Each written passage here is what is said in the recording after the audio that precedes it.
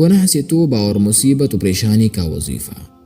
اگر کوئی گناہ سرزد ہو جائے تو اس پر توبہ و استغفار کرنا چاہیے، اور توبہ سچے دل سے کر لینی چاہیے۔ انسان خطا کا پتلا ہے، لیکن بہترین خطا کار وہ شخص جو گناہ کر کے اس پر قائم نہ رہے، بلکہ فوراً توبہ کر کے اللہ تعالیٰ سے معافی مانگ لے۔ گناہ پر پشیمانی حیات ایمانی کی علامت ہے، اور توبہ کی اولین شرط یہی ندامت و پشیمانی ہے، بلکہ توبہ کرنے والا شخص اللہ تعالیٰ کا پیارا اور محبوب بن جاتا ہے۔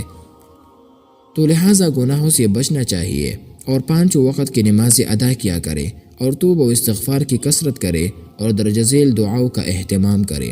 نمبر 1، اللہم استر عوراتنا وآمن روعاتنا۔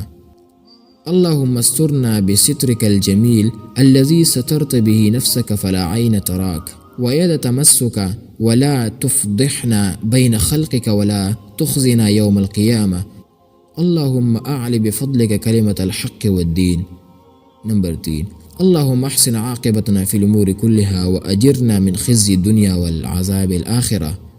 نمبر 4، اللہم انی اسألک العافیة فی الدنیا والآخرة اللہم انی اسألک العفو والعافیة فی دینی ودنیائی واہلی ومالی اللہم استر عوراتی وآمن روعاتی اللہم احفظنی من بین یدی ومن خلفی وعن یمینی وعن شمالی ومن فوقی واعوذ بعظمتک ان اغتال من تحتی۔